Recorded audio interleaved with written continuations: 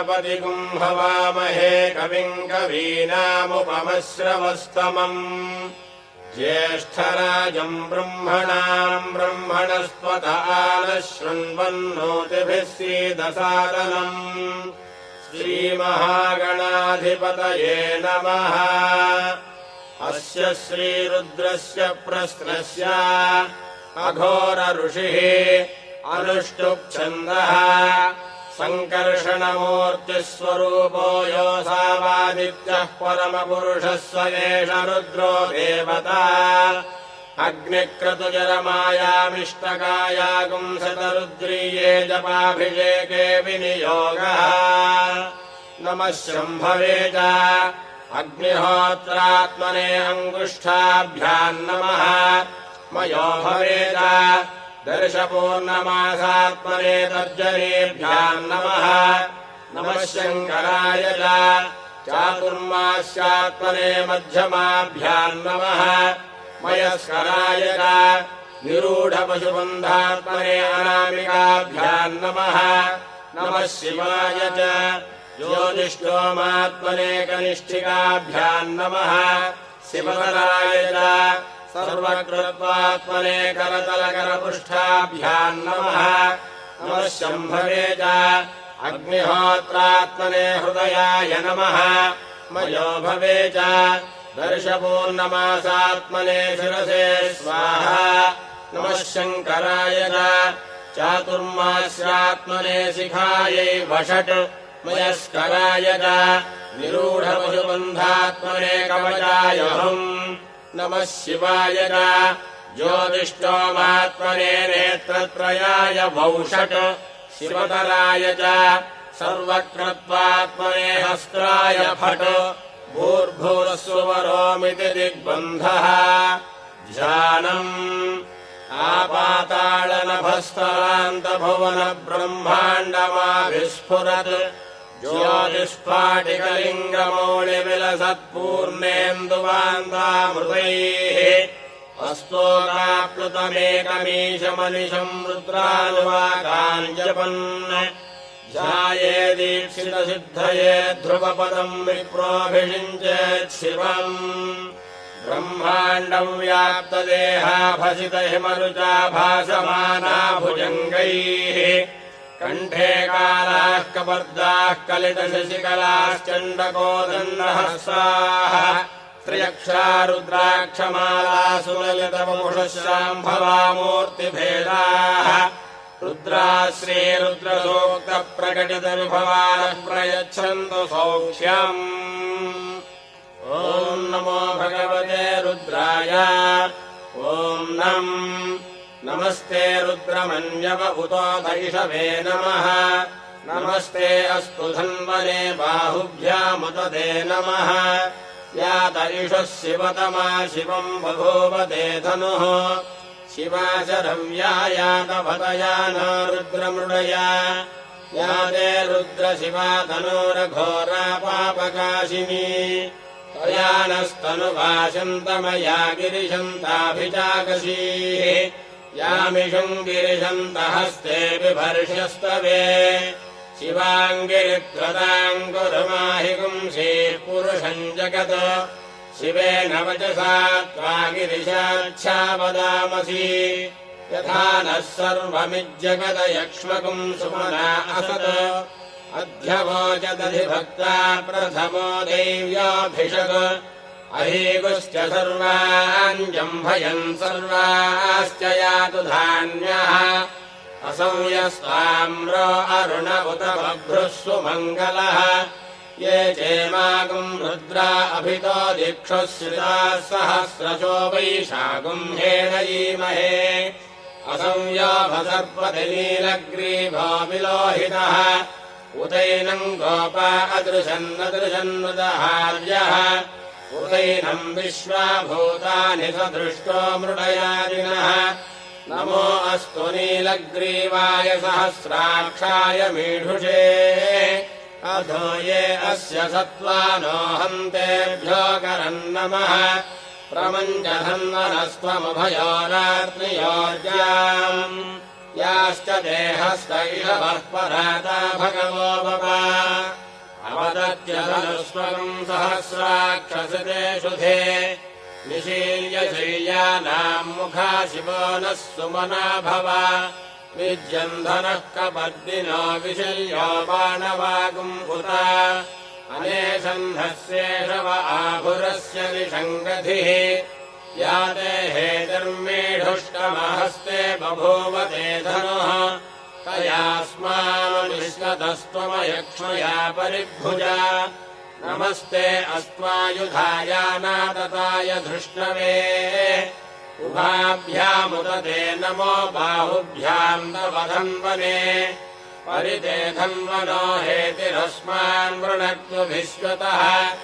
अथो यैषुधिस्तभारे अस्मन्निधेहितम्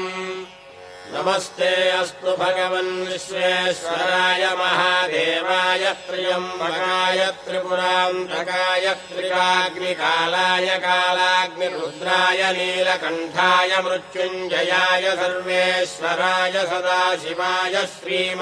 श्रीमन्महादेवाय नमः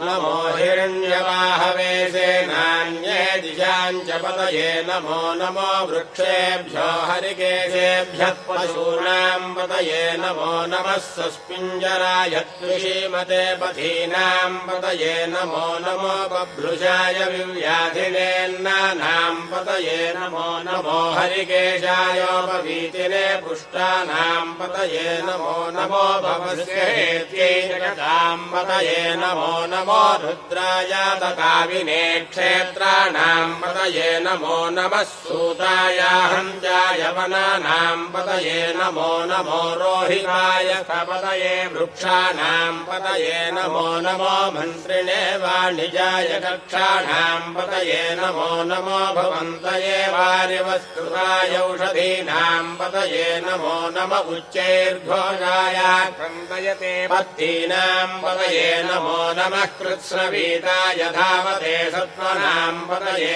नमः नमः सहमानाय निव्याधिन आव्याधिनीनाम् पतये नमो नमः ककुभाय निषङ्गिणे सेनानाम् पतये नमो नमो निषङ्गिण युषिवते तस्कराणाम् पतये नमो नमो वञ्चते परिवञ्चते सायूनाम् पतये नमो नमो निजेरवे परिचरायारण्यानाम् पतये नमो नमः श्रुकामिभ्यो जिघागुंसभ्यो मुष्णदाम् पतये नमो नमो शिमध्यो नक्तञ्जलभ्यः प्रकुन्दानाम् पतये नमो नम उष्णीषिणे गिरिजराय कुलुञ्चानाम् पतये नमो नम विष्णुभ्यो रन्वामिभ्यश्च वो नमो नम आतङ्गानेभ्यः प्रतितधानेभ्यश्च वो नमो नम आयच्छद्भ्यो विसृजभ्यश्च वो नमो नमोऽस्यभ्यो विद्यद्भ्यश्च वो नमो नम आसीनेभ्यश्च यानेभ्यश्च वो नमो नमः स्वपद्भ्यो जाग्रभ्यश्च वो नमो नमस्तिष्ठद्भ्यो धावद्भ्यश्च वो नमो नमः सभाभ्यः सभापतिभ्यश्च वो नमो नमो अश्वेभ्यो स्वपतिभ्यश्च वो नमः नम आव्याधिनेभ्यो विविध्यन्तेभ्यश्च वो नमो नम उगणाभ्यस्त्रिकुम्भकेभ्यश्च वो नमो नमो वृत्सेभ्यो वृत्सपतिभ्यश्च वो नमो नमो व्रातेभ्यो व्रातपतिभ्यश्च वो नमो नमो गणेभ्यो गणपतिभ्यश्च वो नमो नमो विरूपेभ्यो विश्वरूपेभ्यश्च वो नमो नमो महद्भ्यः क्षुल्लकेभ्यश्च वो नमो नमो रथिभ्यो रथेभ्यश्च वो नमो नमो रथेभ्यो रथपतिभ्यश्च वो नमो नमः सेनाभ्यश्चेनानिभ्यश्च वो नमो नमः क्षत्रुभ्यः सङ्ग्रहेतृभ्यश्च वो नमो नमस्तक्षभ्यो रथकारेभ्यश्च वो नमो नमः कुलालेभ्यः कर्मारेभ्यश्च वो नमो नमः पुञ्जिष्ठेभ्यो निरादेभ्यश्च वो नमो नम इषकृभ्यो धन्वकृभ्यश्च वो नमो नमो मृगयुभ्यः शनिभ्यश्च वो नमो नमः पतिभ्यश्च वो नमः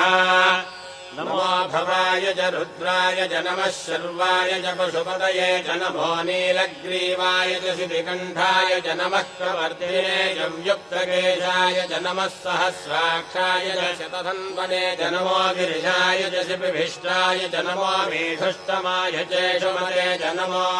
ह्रस्वाय च वामनाय च नमो बृहते च वर्षीयसे च नमो वृद्धाय च संवृद्धने च नमो अग्र्याय च प्रथमाय च नमः आशवे च जिराय च नमः शीघ्रियाय च शीभ्याय च नमः ऊन्याय च वस्वन्याय च नमः स्रोतस्याय च दीप्याय च नमो ज्येष्ठाय च कनिष्ठाय च नमः पूर्वजाय च परजाय च नमो मध्यमाय च पगल्भाय च नमो जघन्याय च बुद्धियाय च नमः श्रोभ्याय च प्रतिशल्याय च नमो याम्याय च क्षेम्याय च नमो उर्भर्याय च खल्याय च नमः श्रोत्याय च वधान्याय च नमो वन्याय च कक्ष्याय च नमः श्रवाय च प्रतिश्रवाय च नमः आशुषेणाय च शुरधाय च नमः शूराय चामभिन्नते च नमो भर्मिणे च वरोधिने च नमो बिल्मिने च कवचिने च नमः श्रुताय च श्रुतसेनाय च नमो दुन्दुभ्याय च हनन्याय च नमो धृष्णवे च प्रमृजाय च नमो धूताय च प्रहिताय च नमो निषङ्गिणे च शुधिमते च नमः तीक्ष्णे च नमः स्वायुधाय च सुधन्वने च नमः श्रुत्याय च पच्छाय च नमः काट्याय च नीत्याय च नमः सूद्याय च सरस्याय च नमो नाद्याय च वैशन्ताय च नमः कूप्याय च भक्ष्याय च नमो वर्ष्याय च वर्ष्याय च नमो मेघ्याय च विद्युत्याय च नमः ईध्र्याय च तप्याय च नमो वात्याय च रेश्म्याय च नमो वास्तव्याय च वास्तुवाय च नमः सोमाय च रुद्राय च नमस्ताम्राय च अरुणाय च नमः शङ्गाय च पशुपतये च नमः उग्राय च भीमाय च नमो अग्रे वधाय च दूरे वधाय च नमो अन्ध्रे च हनीयसे च नमो वृक्षेभ्यो हरिकेशेभ्यो नमस्ताराय नमः शम्भवे च मयो भवे च नमः शङ्कराय च मयस्कराय च नमः शिवाय च शिवतराय च नमस्तीर्थ्याय च कूर्याय च नमः पार्याय च भार्याय च नमः प्रतरणाय चोत्तरणाय च नमः आधार्याय चालाद्याय च नमः शिष्प्याय च धेन्याय च नमः शिखत्याय च प्रवाह्याय च नमः हिरण्याय च प्रबध्याय च नमः क्विगंशिलाय च क्षयणाय च नमः कपर्दिने च पुलस्तये च नमो गोष्ठ्याय च गुह्याय च नमः स्तल्प्याय च गेह्याय च नमः काट्याय च गह्वरेष्ठाय च नमो आर्तलय्याय च निवेश्याय च नमः पागुंसव्याय च रजस्याय च नमः शुष्क्याय च हरित्याय च नमो लोप्याय च लभ्याय च नमः ऊर्व्याय च शून्याय च नमः पन्याय च पन्नसज्जाय च नमो मकरमाणाय चाभिघ्नते च नमः आक्षितते च प्रक्षितते च नमो वह्किरिकेभ्यो देवानागुंहृतयेभ्यो नमो विक्षीणकेभ्यो नमो विजन्भत्केभ्यो नमः आनिर्हतेभ्यो नमः आमीभत्केभ्यः द्रापे अन्धसस्पते दरिद्रन्नीललोहिता येषाम् वरुषाणामेषाम् पशूनाम् माभेर्मा रोमो येषाम् किञ्चनाममत याते रुद्रशिवा तनोः शिवाभिस्वाह भेषजी शिवा रुद्रस्य भेषजी तया नामृणजीवसे इमागुम् रुद्राय तपसे कभद्दिने क्षयद्वीराय प्रभरामहे मतिम् यथा नः शमसद्विपदे चतुष्पदे विश्वम् पुष्टम् ग्रामे अस्मिन्ननातुरम् मृणानो रुद्रोतनामयस्कृधि क्षयद्वीराय नमसा विधेमते यच्छञ्जयाश्च मनुरायजेऽभिता तदस्यामतव रुद्रप्रणीतौ मानो महान्तमुतमानो अर्भकम् मानमुक्षरन्तमुतमानमुक्षितम् मानोधीः पितरम् मोतमातरम् प्रियामानस्तनुवो रुद्ररीरिषः मानस्तोकेतनये मान आयुषिमानो गोषुमानो अस्येषु वीरिषः वीरान्मानो रुद्रभामिनो वधीर्हविष्मन्तो नमसा विधेमते आरात्ते गोघ्न उत पूरुषघ्ने क्षयद्वीराय सुम्नमस्मेते अस्तु रक्षाजनोऽधिजदेव ब्रूह्यथा जनः शर्मयच्छद्विवर्हाः स्तुहि श्रुतङ्गर्तसदम् युवानम् मृगन्न भीममुपहर्तृमुग्रम् मुरुडाय हृत्रे रुद्रस्तवानो अन्यन्ते अस्मन्निवपन्तु सेनाः परिणो रुद्रस्य हेतुर्वृणक्त्वपरिद्वेषस्य दुर्मतिरघायोः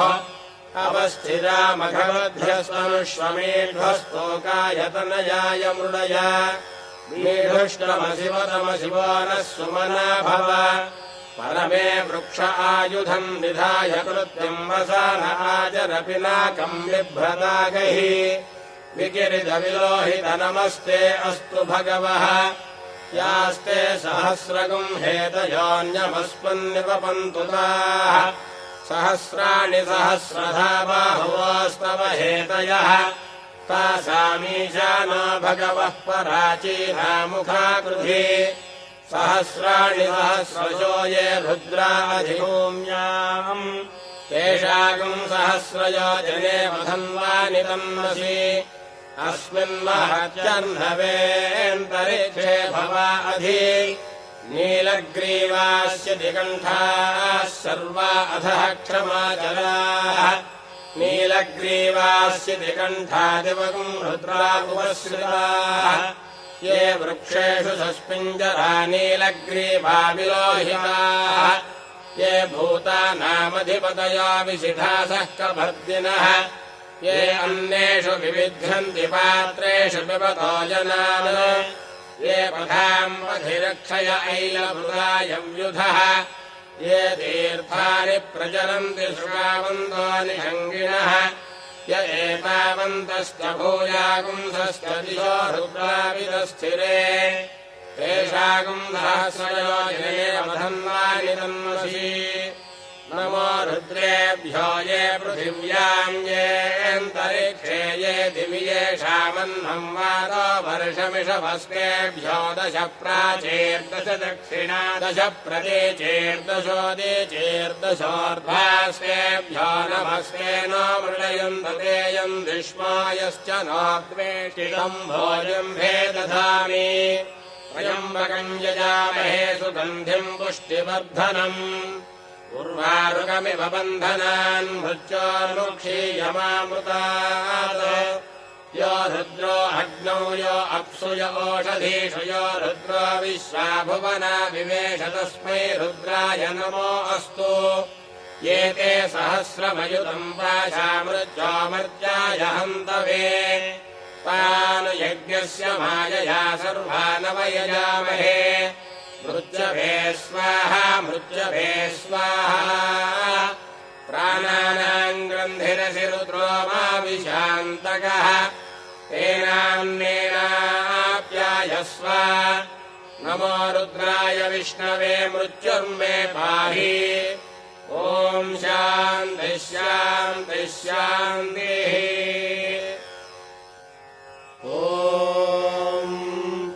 अग्ना विष्णो सजाशसे मा वर्धन्तु वाङ्गिरः जुम्नैर्वाजेभिरागतम् वाजश्च मे प्रसवश्च मे प्रयतिश्च मे प्रसिदिश्च मे धीतिश्च मे क्रतुश्च मे स्वरश्च मे श्लोकश्च मे श्रावश्च मे श्रुतिश्च मे ज्योतिश्च मे शुभश्च मे प्राणश्च मे पानश्च मे व्यानश्च मे धुश्च मे चित्तम् च आधीतम् च मे वाक्च मे मनश्च मे चक्षुश्च मे श्रोत्रम् च मे दक्षश्च मे बलम् च ओजश्च मे सहश्च आयुश्च मे जरा च आत्मा च मे तनोश्च मे जन्म च मे वन्म च मेऽङ्गानि च मे स्वानि च मे पुरोगंशि च मे शरीराणि च मे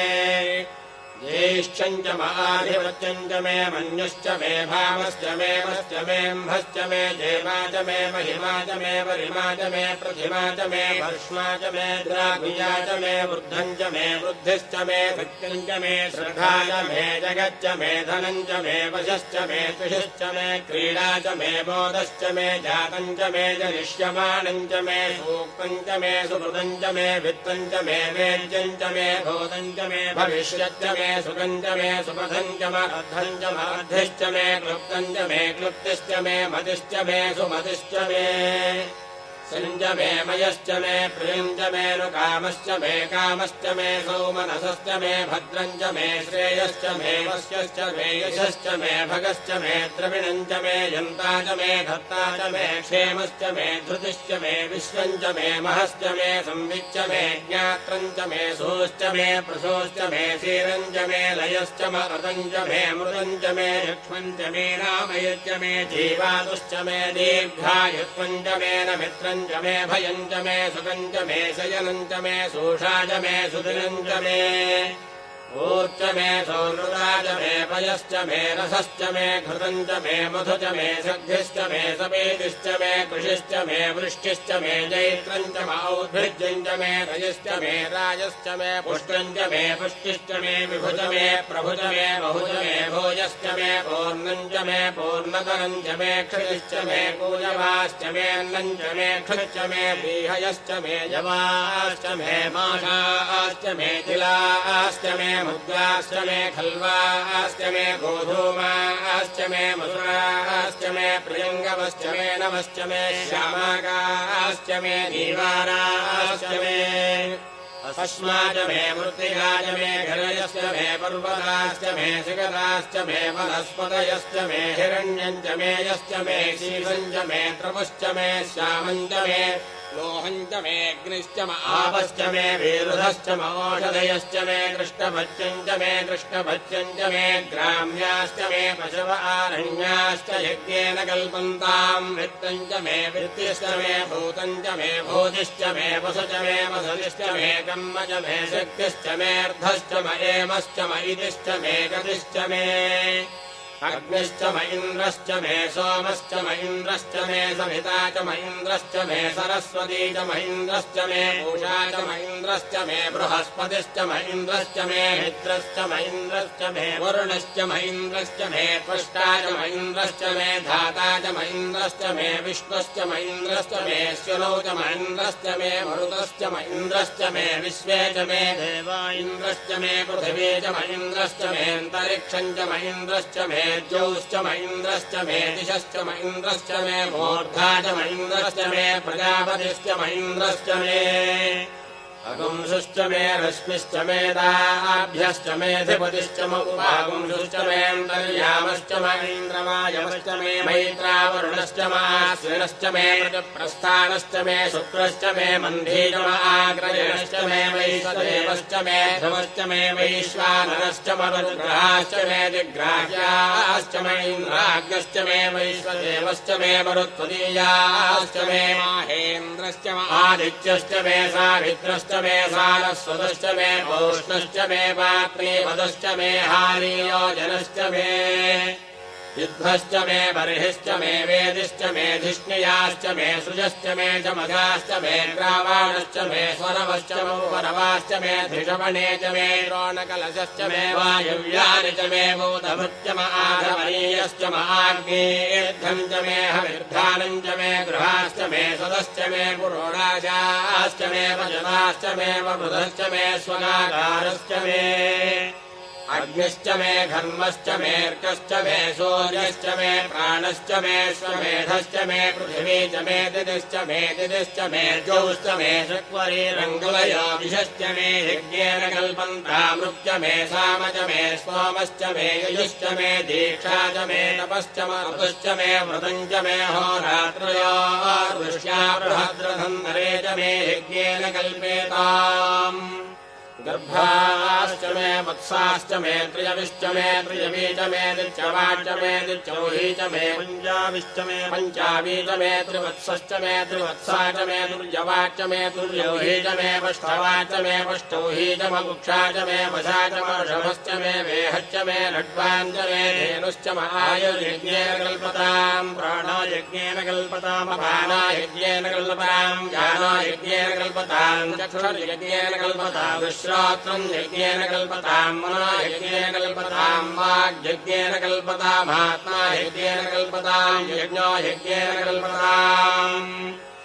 एका च मे तिस्रश्च मे पञ्च च मे सप्त च मे नव च मे एकादश च मे त्रयोदश च मे पञ्चदश च मे सप्तदश च मे नवदश च मे एकविंशतिश्च मे त्रयोविंशतिश्च मे पञ्चविंशतिश्च मे सप्तविंशतिश्च मे नवविंशतिश्च मे एकत्रिंशच्च मे त्रयस्त्रिंशच्च मे चतुस्रश्च मे अष्टौ च मे द्वादश च मे षोडश च मे विंशतिश्च मे चतुर्विंशतिश्च मे अष्टाविंशतिश्च मे द्वात्रिंशच्च मे षट्त्रिंशच्च मे चत्वारिंशच्च मे चतुश्चत्वारिंशच्च मे अष्टाचत्वारिंशच्च मे वाजश्च प्रथमश्च पितश्च क्रतुश्च सुमश्च मूर्धाजं